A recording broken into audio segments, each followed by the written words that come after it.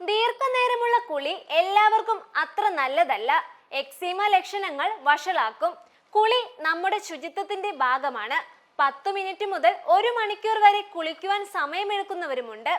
എന്നാൽ എല്ലാവരിലും ദീർഘനേരമുള്ള കുളി അത്ര നല്ലതായിരിക്കില്ല. എക്സീമ ചർമ്മ രോഗമുള്ളവർ ദീർഘനേരം വെള്ളവുമായി സമ്പർക്കപ്പെടുന്നത് രോഗാവസ്ഥ വഷളാക്കുമെന്ന് ആരോഗ്യ വിദഗ്ധർ. എക്സീമ നിയന്ത്രിക്കുന്നതിൽ കുളിക്കും വലിയ പങ്കുണ്ട്. ദീർഘസമയം ഷവറിന് കീഴിലുള്ള കുളി ഒഴിവാക്കി 1 ബക്കറ്റ് മാത്രം വെള്ളത്തിൽ കുളിക്കുന്നതാണ് ഈ ചർമ്മരോഗത്തിന് അഭികാമ്യമെന്നും വിദഗ്ധർ പറയുന്നു. സമയം ഏറെ എടുത്തുള്ള കുളി ചർമ്മത്തെ പെട്ടെന്ന് വരണ്ടതാക്കുകയും എക്സീമ ലക്ഷണങ്ങൾ കൂട്ടുകയും ചെയ്യും.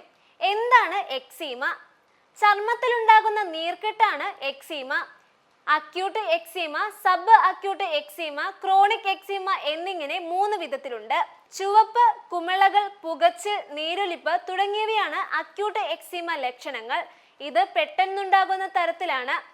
ചൊറിച്ചിലോട് കൂടിയ മുറിച്ചിൽ, പൊറ്റ തുടങ്ങിയവയാണ് സബ് അക്യൂട്ട് എക്സീമയിലെ ലക്ഷണങ്ങൾ.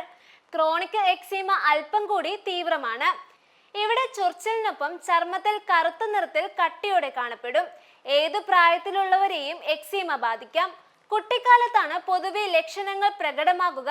ഇത് പ്രായപൂർത്തിയാകും വരെ നീണ്ടു നിൽക്കുകയും ചെയ്യാം. ഡെർമറ്റൈറ്റിസ്, വിവിധ തരത്തിലുള്ള അലർജികൾ ഉള്ളവർ, ആസ്മ രോഗികൾ തുടങ്ങിയവരിൽ എക്സീമ വരാനുള്ള സാധ്യത കൂടുതലാണ്. ശരീരത്തിന്റെ പ്രതിരോധ സംവിധാനം എക്സീമയിലേക്ക് നയിക്കുന്ന പ്രധാന ഘടകമാണ്. ചെറിയ അസ്വസ്ഥതകളോ അലർജികളോ ഉണ്ടാകുമ്പോൾ പ്രതിരോധ സംവിധാനം അവയെ മറികടക്കാൻ വീക്കമുണ്ടാക്കും. ചർമ്മരോഗങ്ങൾ കുടുംബത്തിൽ ആർക്കെങ്കിലും ഉണ്ടെങ്കിലും വരാനുള്ള സാധ്യത കൂടുതലാണ്. പൊടി, പുക, ചിലയിനം സോപ്പുകൾ, തുണിത്തരങ്ങൾ, സ്കിൻ കെയർ ഉൽപ്പന്നങ്ങൾ തുടങ്ങിയവയും എക്സീമയുണ്ടാക്കുവാൻ കാരണമാകാം. അന്തരീക്ഷത്തിൽ ഈർപ്പം കുറയുന്നത് ചർമ്മം വരണ്ട് ചൊറിയാനിടയാകും. ചൂടും ഹ്യൂമിഡിറ്റിയും വിയർപ്പും ഉണ്ടാക്കുകയും ഇത് ചൊറിച്ചിൽ ഉണ്ടാക്കുകയും ചെയ്യും. കൂടാതെ മാനസിക നിലയ്ക്കും പ്രധാന പങ്കുണ്ട്. സമ്മർദ്ദം, ഉത്കണ്ഠ, വിഷാദം എന്നിവയിലൂടെ കടന്നു പോകുന്നവരിൽ എക്സീമയുടെ ലക്ഷണങ്ങൾ പ്രകടമാകാറുണ്ട്.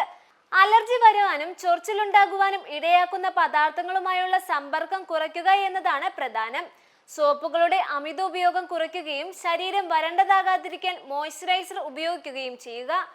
ചർമ്മരോഗ വിദഗ്ധനെ കണ്ട് എക്സീമയുടെ തോതനുസരിച്ചുള്ള ഉൽപ്പന്നങ്ങളും മരുന്നുകളും സ്വീകരിക്കുകയും വേണം.